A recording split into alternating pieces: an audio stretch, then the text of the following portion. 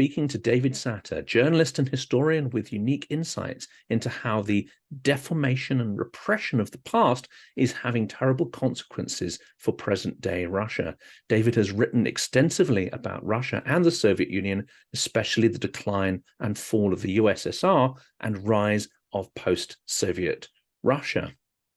He has written some fantastic books. We'll put the full sort of biography in here. I mean, I could take that entire hour just going through the extraordinary achievements of David, but he has perhaps some of the best titled and most insightful books on Russia and its mindset and history, including It Was a Long Time Ago and It Never Happened Anyway, Darkness at Dawn, The Rise of the Russian Criminal State, and I think my favorite title, The Less You Know, The Better You Sleep.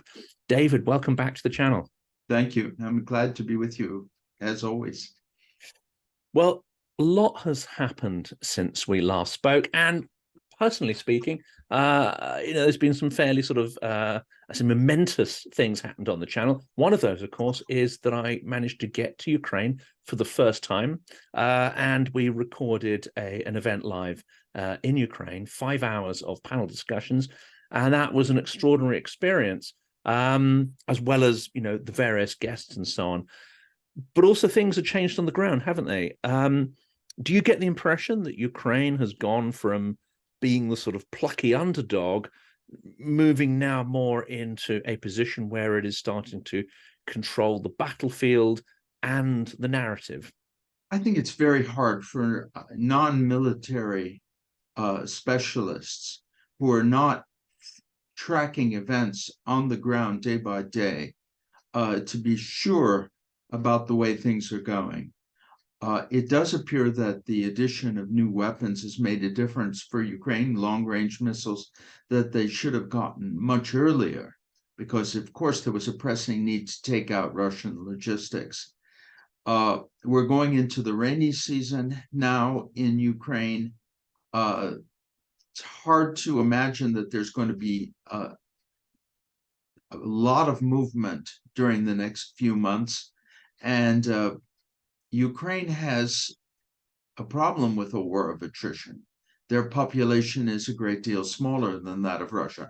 And there's a psychological difference. We've seen that the Ukrainians do care about their soldiers and don't sacrifice them blindly the way the Russians do. Russians are very profligate in their spending of human life. So I think it's hard to say where matters stand. My general prejudice is that a nation that believes in what it's doing, that has morale and understands what's at stake, is more likely to prevail in the long run than people who are fighting, just because they fear defeat, because they don't see any alternative for themselves, because they were recruited for money. I think in a situation like that, eventually the moral superiority of the one side will prevail. But of course, we don't know. There are many unpredictable factors in this war. The profligacy with life and materials, I think, is an interesting point, because this is the bit I'm guessing that Western audiences really have a problem with when they either project their values onto Russia or they look at Russia with despair that, in general, it seems that the population either runs away from conscription, as we saw last year, or they just, they take those orders and off they go to die. And often they are pushed there by their communities who ostensibly support them, but essentially sending them off to become cannon fodder.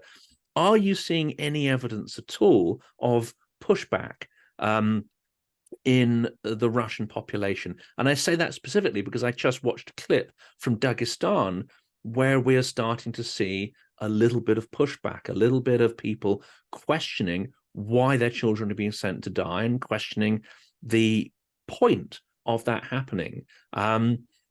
Did you expect this to be widespread? Are you seeing any signs that that there is this sort of low-level, let's say, resistance to Russia's profligate war?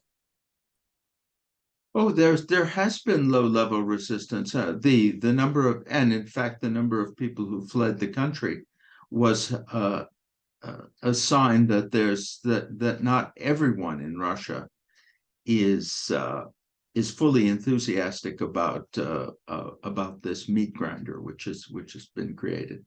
The problem here is that, and this is one of the hardest things for Western people to understand, that Russians are very accepting of massive losses.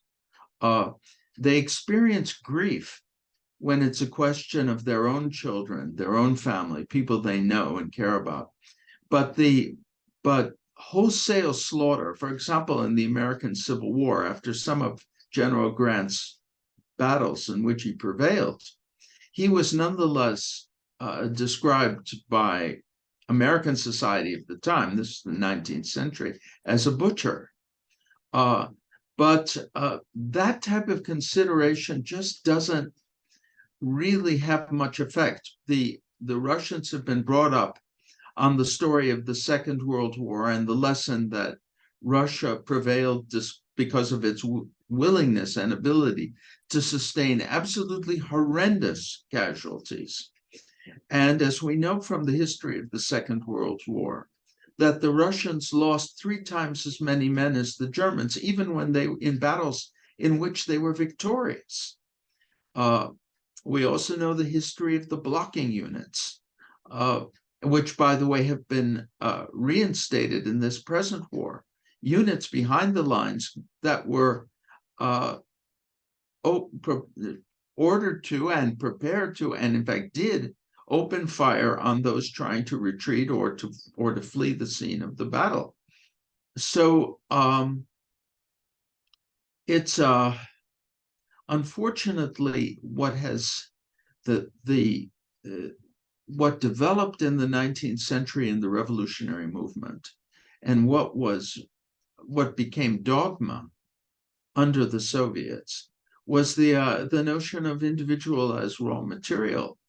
Human life was valued very low, very lowly in the Soviet Union, and nothing that happened after the fall of the Soviet Union was sufficient to restore that sense that the individual has value. I mean, one way of doing that would have been, of course, to establish the rule of law, or to commemorate those who had been killed in Stalin's purges. None of that happened.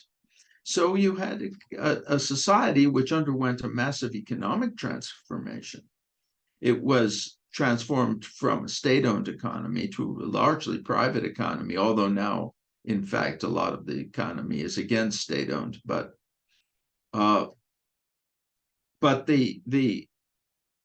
the creation of a private economy was not accompanied by the institutions that guarantee a genuine market or democratic rule. The whole moral and ethical infrastructure that makes a market economy possible. And so what you got was banditry, and the leading bandits, took power. And I've been reading now. Sorry. Mm-hmm. I've been reading the book by Alexander Etkind, Russia's War on Modernism. And I think this angle of economics and empathy is quite an interesting one, because if you were to decimate, a Western population, I think I've got my calculations right. It's 1 in 10. Take out 1 in 10 and just, get rid of them. That would have a huge impact on the macroeconomic situation in any Western economy, the knowledge economy, factories, whatever. Huge impact on national wealth. Because Russia is largely based on an extraction economy, is it not the case that you can take out literally tons and tons of people and it doesn't affect the overall economic model, doesn't affect the elite, doesn't affect their income streams in any sense? Can we link empathy and economics together? Well, the loss of people will have an economic effect, because in order to exploit those national resources, which are increasingly located in inaccessible regions, you're going to need advanced technology. Uh, the But there's no question that a resource economy of the kind that exists in Russia does conduce to a dictatorship and, of course, a disregard for human life, even if they hadn't had the communist background. But what makes it really devastating, of course, is the way in which people have been propagandized and conditioned.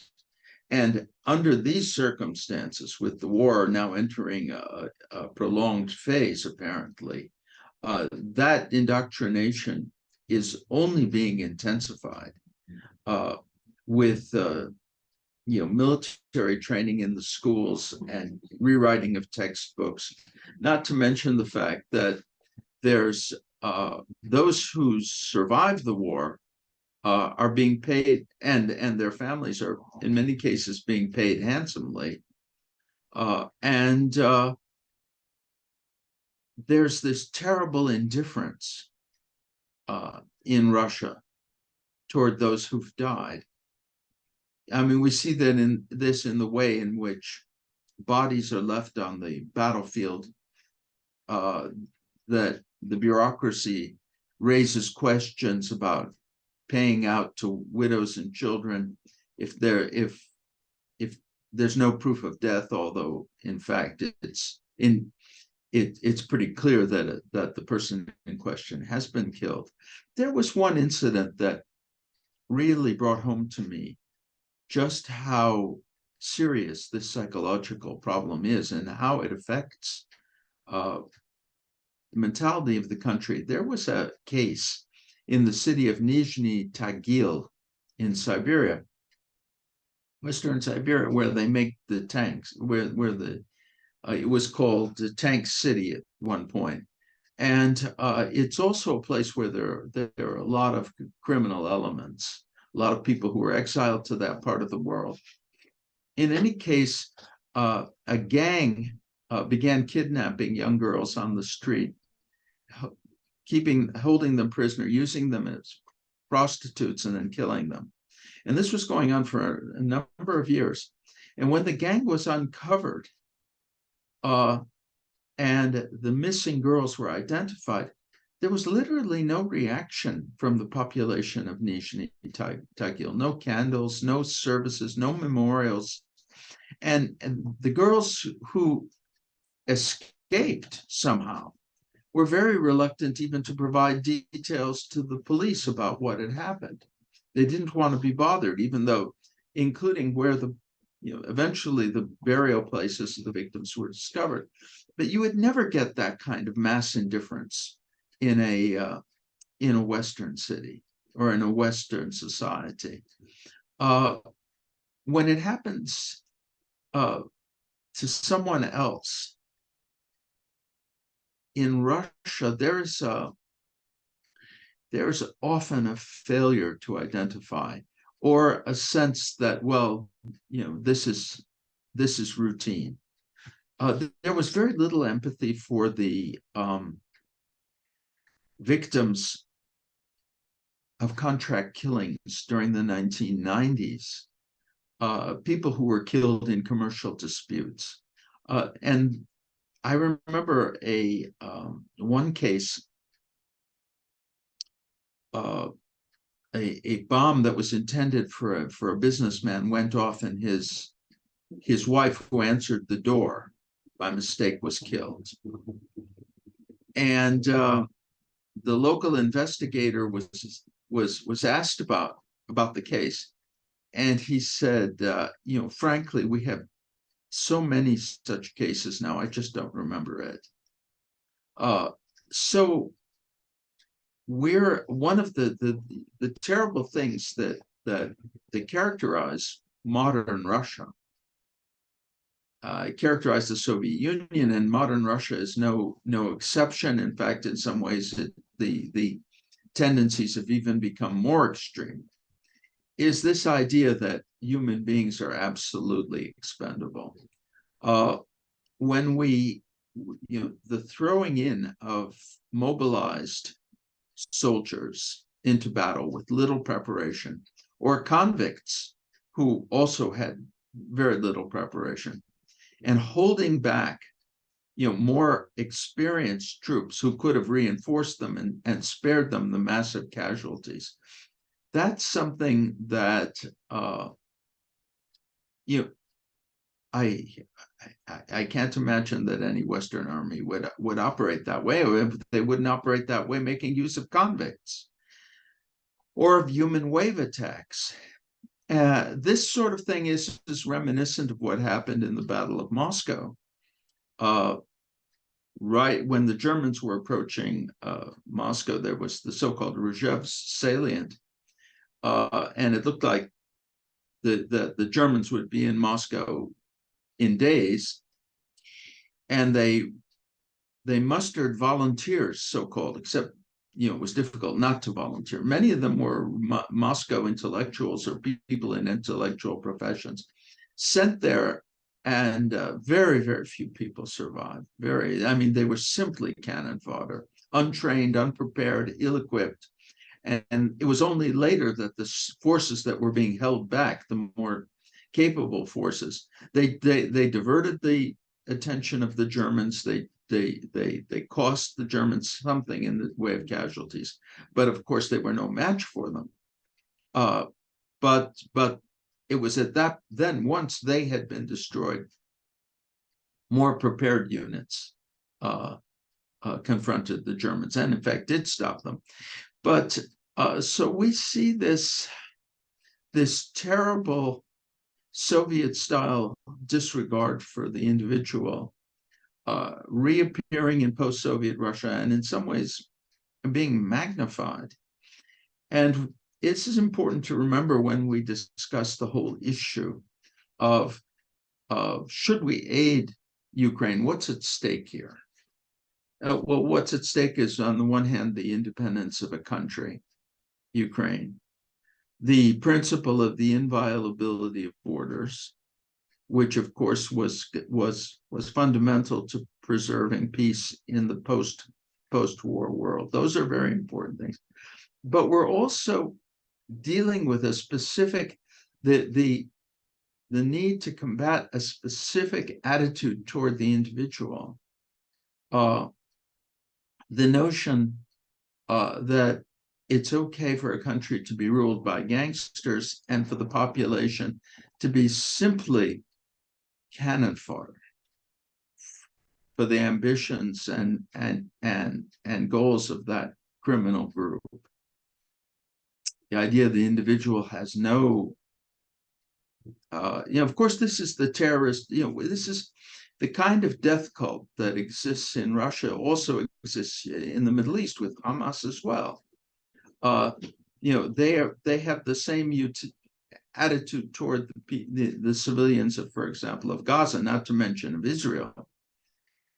So this tendency can surface in various forms. I mean, do we want to encourage it? Do we want it to be successful and victorious? Well, I think not. And who can prevent it from being victorious? And what are the consequences if it is?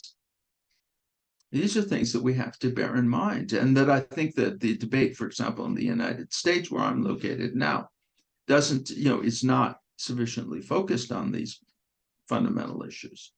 And there's two things that are not being considered nearly enough. One is, what would a Russian victory mean for not just Europe, but the international trading system, rule of law, etc., as well as, you say, the attitudes we have towards human life.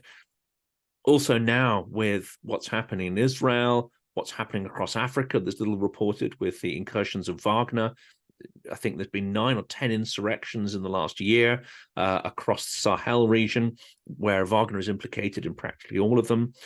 There is a certain chaos, orchestrated chaos that comes with the Russian world because someone can turn a profit on it. Yet it may disadvantage 95%, 99% of the population, but someone is going to cash in on that chaos, a kind of disaster mafia capitalism. Are we not spending enough time to imagine what the encroachment of the Russian world on our values and let's say business model would actually mean? People give very little thought, and this is not surprising. Very little thought to what it is that makes it possible for uh, a rules-based world to function. What is it that makes it? What is it that holds at bay the tendency of people just to grab what they want? I mean, in the Russian textbooks now, they're writing about the four oblasts in Ukraine that Russia claims as its own. That this year there was a great event. The Russian Federation, which was not a federation, it shouldn't even be called that, but Russia expanded its territory to include four new oblasts, without any acknowledgement, of course, that that's the seizure of territory that belongs to another state. Now, if we have a certain reliability and peaceableness in the world because of the mutual acknowledgement of fair play across a broad spectrum of issues, both political and commercial. And I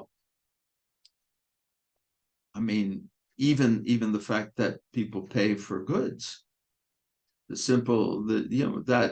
that you ship something and you're paid for it, and if you're not paid for it, there's a way to adjudicate it and to get to be paid for it.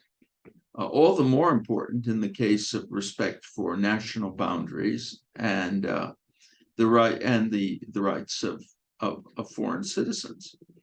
Well, this because when it functions, we don't take it into mind. We focus, and this is particularly true in the Western countries, on the problems of our societies, which exist. But of course, they exist against the background of fundamentally fair and healthy institutions. But by losing sight of that reality, we magnify these faults out of all proportion and fail to understand what it is we have to defend. What would it be if instead of the kind of Western Western-inspired rules-based world, we had something based on Russian rules? Well, it's awful to contemplate what it would be, because we got a taste of it in the 1990s with the division of property in Russia and the wholesale killing that accompanied the seizure of property. I had a conversation. I was asked at a meeting what the attitude toward gun control was in Russia. And these many people in the group were gun owners and were big supporters of the right to arm yourself with anything, short of a bazooka. And I don't certainly agree with that. Yeah. But in any case, I was asked, and I made the following point that I repeat now, that the United States is a society, and Britain, of course, and other Western countries, where nonetheless disagreements are settled by a discussion and a compromise. Whereas in Russia, they're settled by force. And this is on the level of the society as a whole. Russians are, when I talk to Russians, they were often amazed that there were so many guns in circulation in the US and so relatively few crimes. Now, of course, we in America would not think there's so few crimes, but this is a Russian perspective. And the idea was that if guns circulated that freely in Russia, you wouldn't be able to clean up the blood, because the recourse to force in Russia is automatic in a lot of situations. You get what you can steal, what you can force people to accept. And they carry that out into the international realm. And that's why we have someone like Putin. Putin, as you know, I've written that, and I would hope by now it's clear that Putin came to power through an act of terror against his own people, the bombing of the apartment buildings in 1999. It is a testimony to the, to that Nizhny Tagil complex that I talked about, that reality, which is somewhere understood by many Russians, does not provoke particular indignation in Russia itself. It inspires a reaction among Western people who understand what it means. So ultimately, what do we have in Ukraine, and what do we have between Russia and Ukraine? What we have is a question, and in this respect, Putin has phrased the dilemma properly. A question of who is going to establish the rules for the world. Are they going to be rules in which respect for the individual is enshrined? Or is it going to be the individual as cannon fodder, and countries free to wreak any kind of havoc on those they consider to be weaker? That's the issue. I don't think that now that we have increasingly in the United States people who are saying that this is costing us too much, that we cannot, which is not true, in fact, on the facts, because what's happening is the United States is providing arms from our stocks, and we're replenishing those stocks and replenishing them with weapons that are newer, more advanced, higher quality, made in the United States. But in any case, the whole psychology demonstrates, where we're headed in the West. What the great danger in the West of not understanding what's involved, what is fundamental in our own societies. Here we have people losing their lives to defend principles that, in fact, we are responsible for upholding. And there are people in the United States who are calculating how much money it's costing, even though American lives are not at stake. And that's a very bitter testimony to the intellectual degradation that's going on in our own society now. That we have people like that, people who are fixated on internal problems. And I guess it's the lack of the big picture as well. I talked to clearly.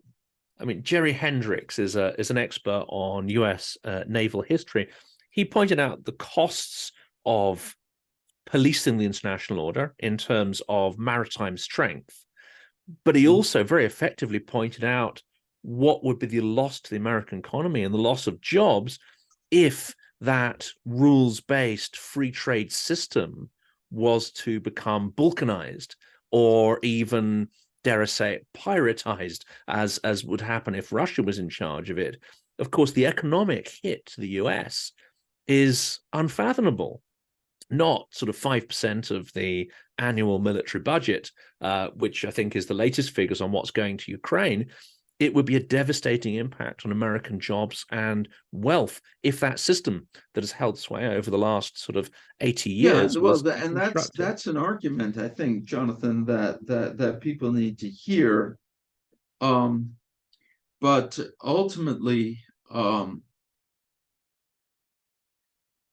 what matters here is the awareness of the moral obligation that we are under to enforce and preserve a rules-based world, because the damage would go much further than deeper than just economic damage. In the resulting chaos would lead to the loss of liberty, just look.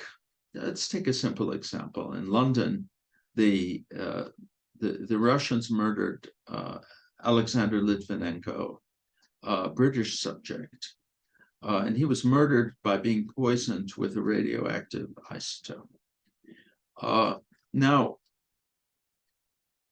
they similarly tried to kill a Russian defector, Sergei Skripal, and his daughter. But whether they tried to kill his daughter or not, I don't know. But they were certain. But she was also affected.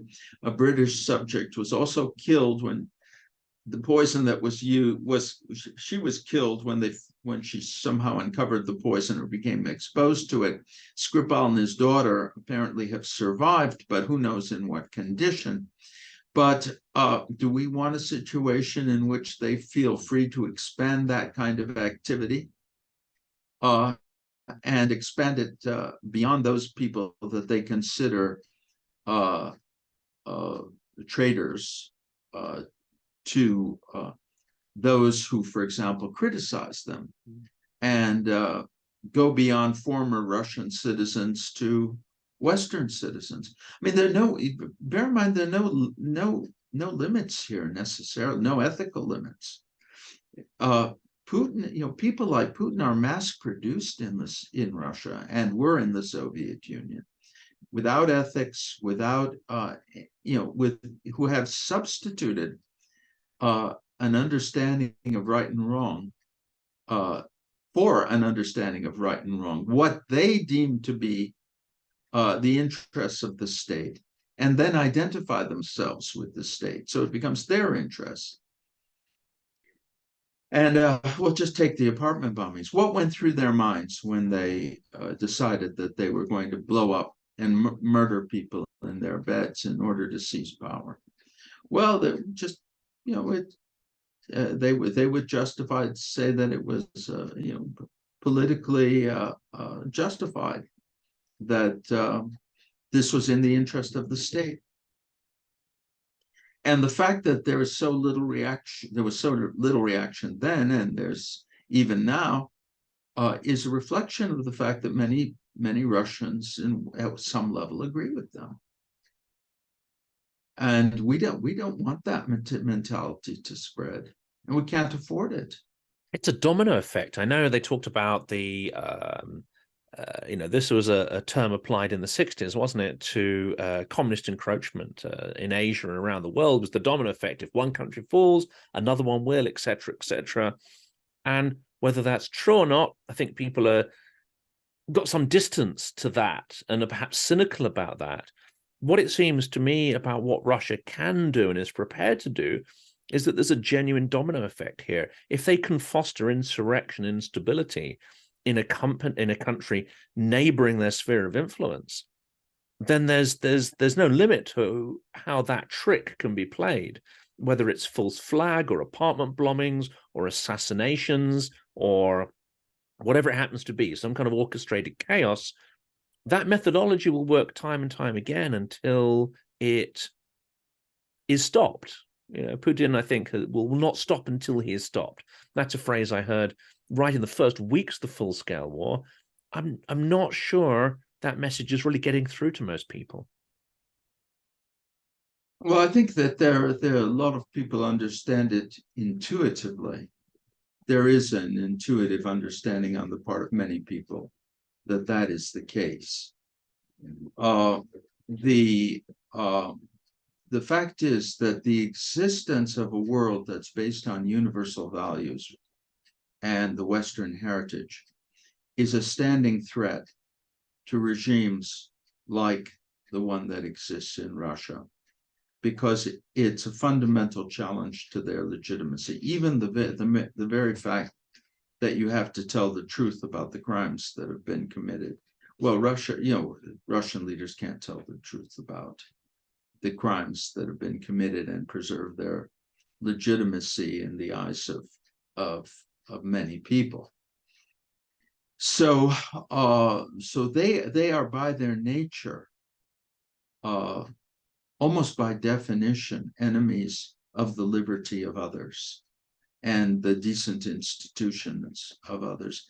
And because the Russian people over decades and even centuries have had their sense of right and wrong undermined, and in some cases destroyed by the kind of pseudo-morality of communism, of class values that were imposed in the Soviet Union, of a communist way of life, of the Russian world, all of this fakery, that was imposed, not only imposed, but imposed by force, and under conditions in which people who objected were simply annihilated.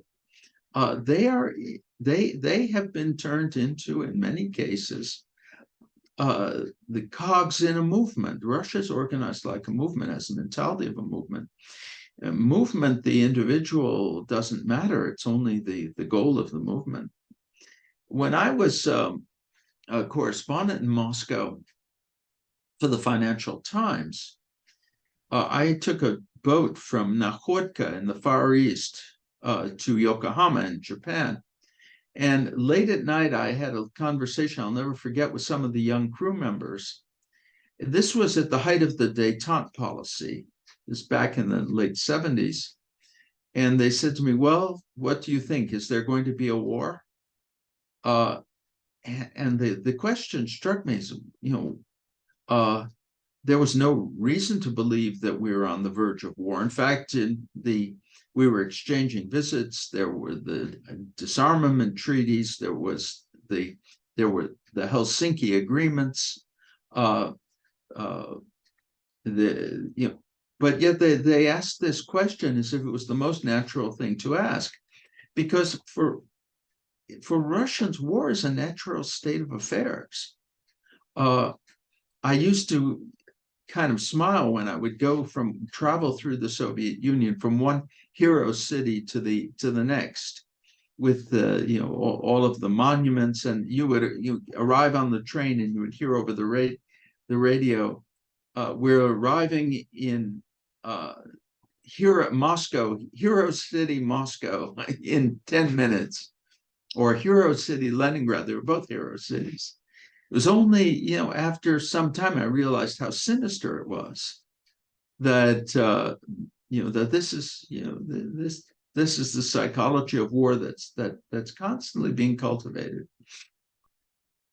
And that's why a lot of the efforts by Western diplomats and officials and American presidents to make friends, so-called, with the Russian leaders, instead of deterring them, were so dangerous.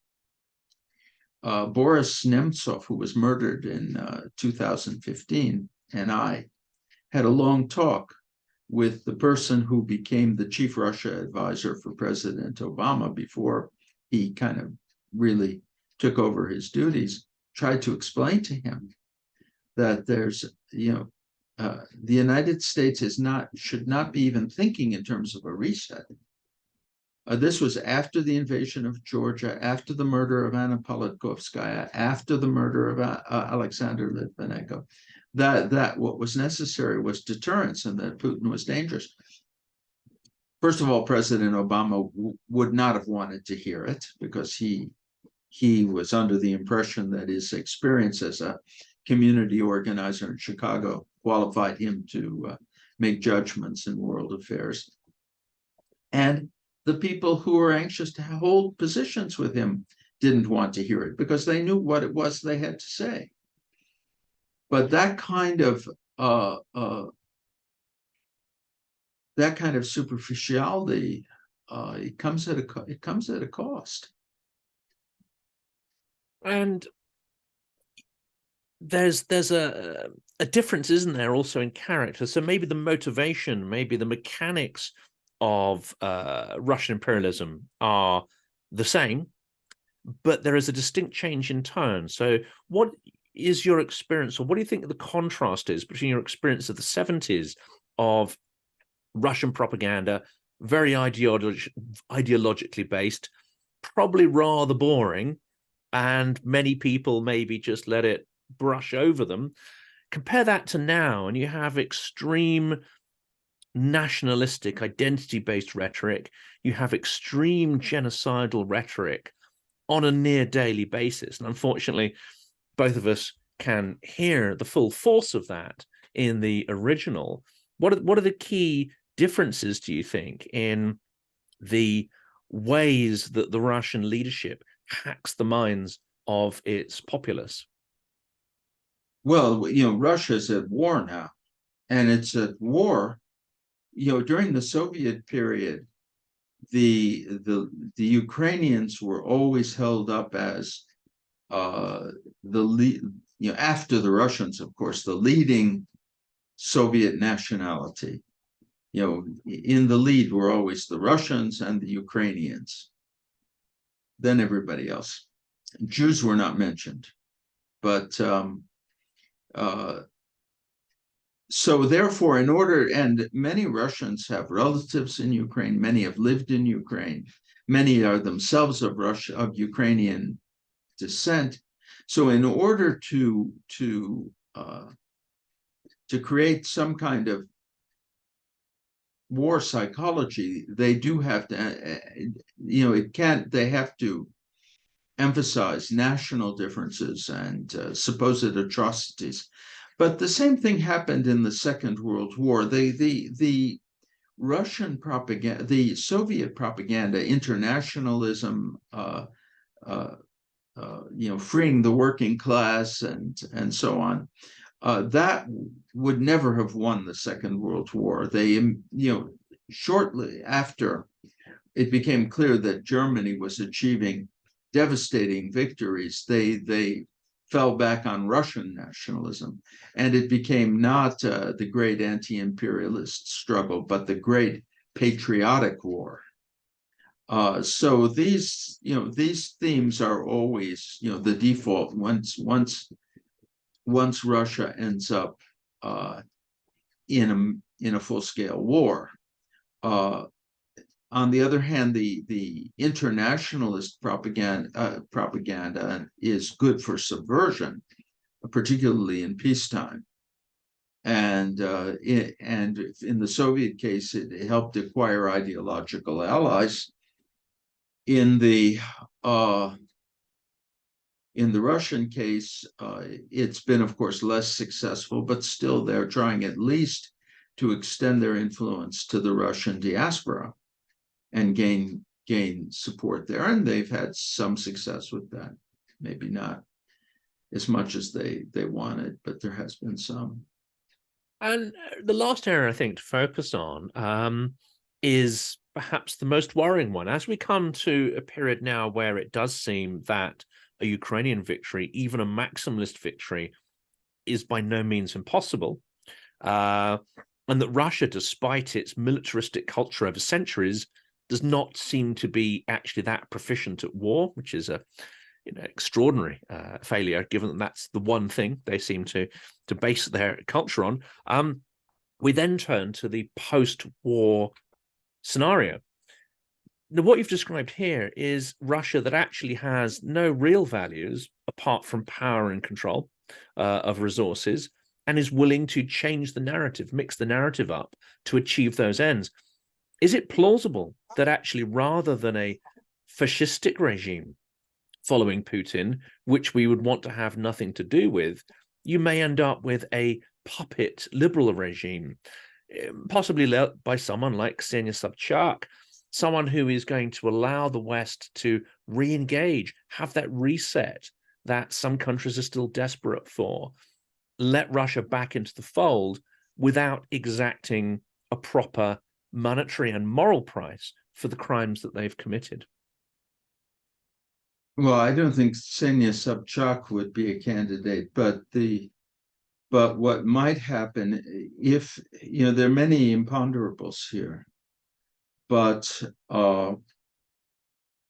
if Russia suffers defeat and Putin is replaced, whoever takes his place may understand that the country will either try to either reestablish relations with the West or condemn itself to stagnation and subordination to China.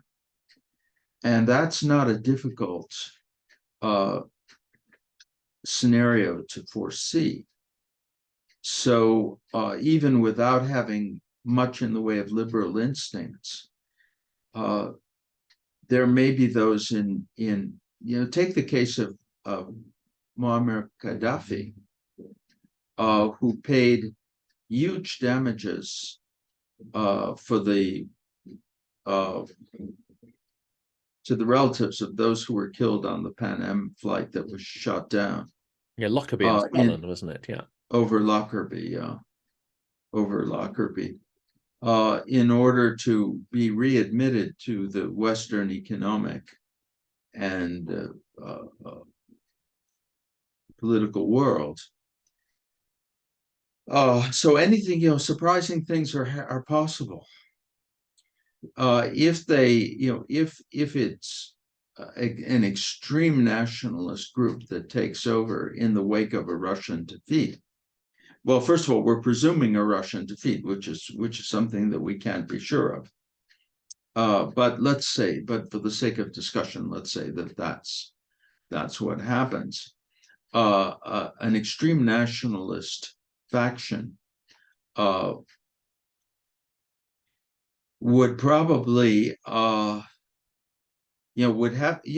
would be obliged, because of its isolation, to adopt a kind of North Korean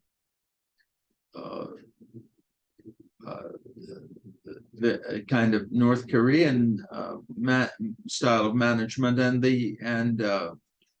if the North Koreans can, that would mean terror in relation to the population, but a total concentration on military buildup. And if North Korea, with its tiny population, relatively, can create havoc in the world and threaten even the United States, we can only imagine what Russia under those conditions would do or could do.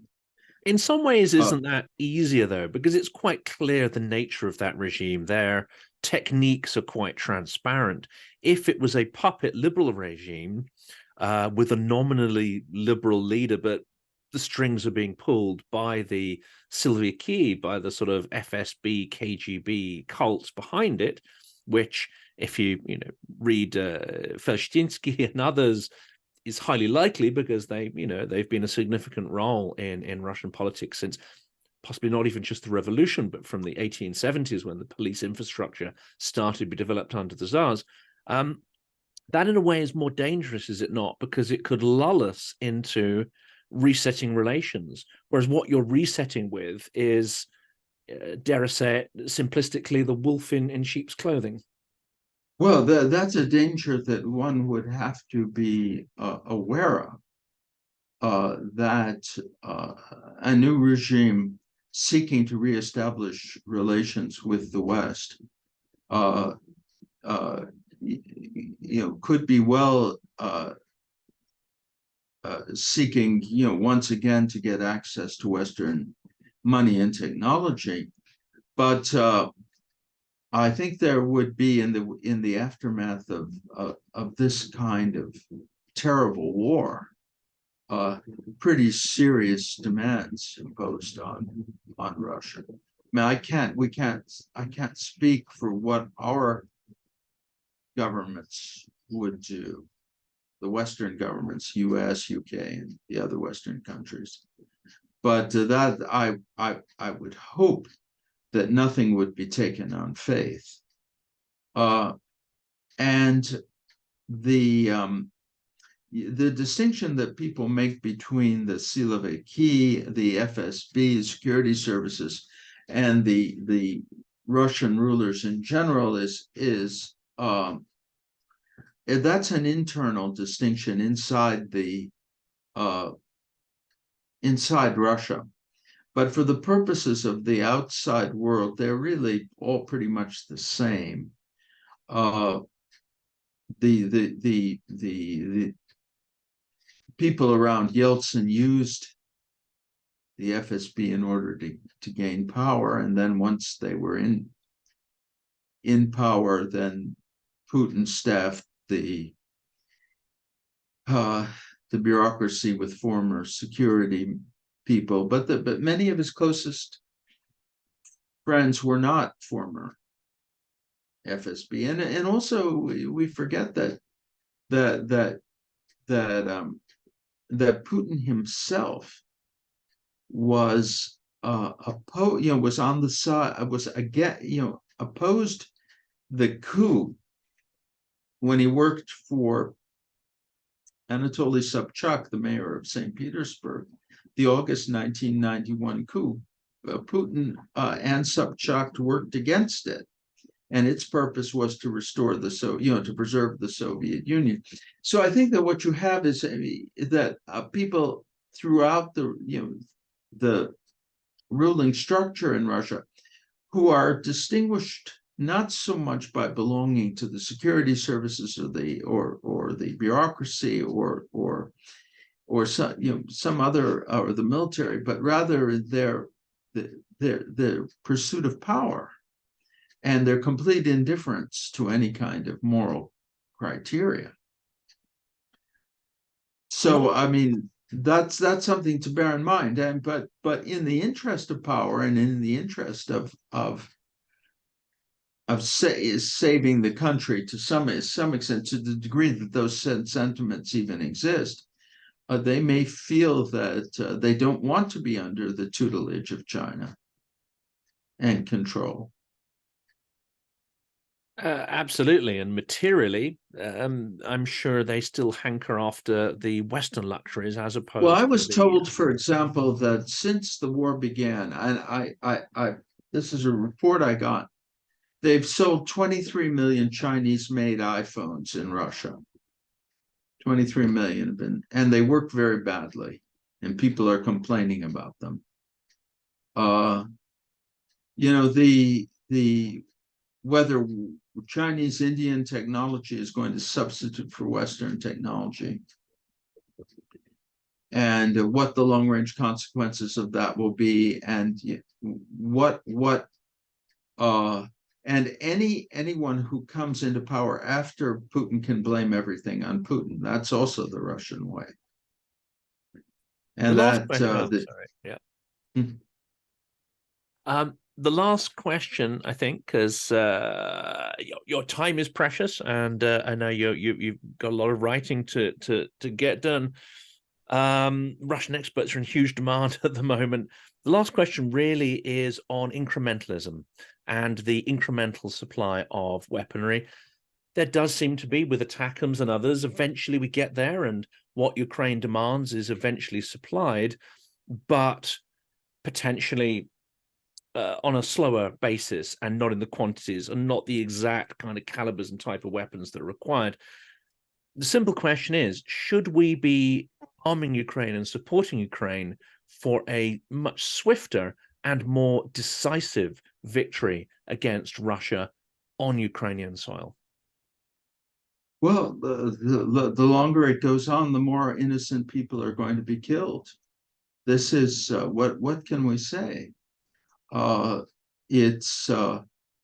think it definitely behooves us to make sure that Ukraine has everything it needs and to respond. But on the other hand, I want to say that I personally have been very impressed by President Biden because I expected so little when he came into office. And he's so far exceeded my expectations and is exceeding them that, I'm more inclined to notice how much he has done rather than how much he hasn't done, in the hope that, in fact, what he hasn't done, he will do soon. I mean, he also deals with a bureaucracy. He also deals with resistance. And he also has to acclimate the American public to what's going on and not get too far out ahead of the American public. This is the way it is for a politician. But we are providing them with very important weapons. I hope we'll continue to do so for the sake not just of the Ukrainians, but also of these poor Russian guys who are thrown into this without awareness, without the ability to, without any purpose. And then there's a hope that we may put an end to this faster, rather than have it drag on. But David, I'm very, very grateful to you for spending so much time to talk to the audience. There's some absolutely fascinating points there. I think people, if they read your books, especially, where you talk about the indifference to crimes, the uncovering of Stalin's crimes, I think it's really important to understand that background, to understand the present conflict, to understand why the Russian attitude is as it is to their own people. And how expendable they are. Without history, it's impossible to really understand the true depths of, dare I say, horror that is unfolding there, and which would unfold in many other countries if we let Russia do that. Thank you so much for being so generous with your time and insights. I know the audience will massively appreciate it. Thank you. Thank you, Jonathan.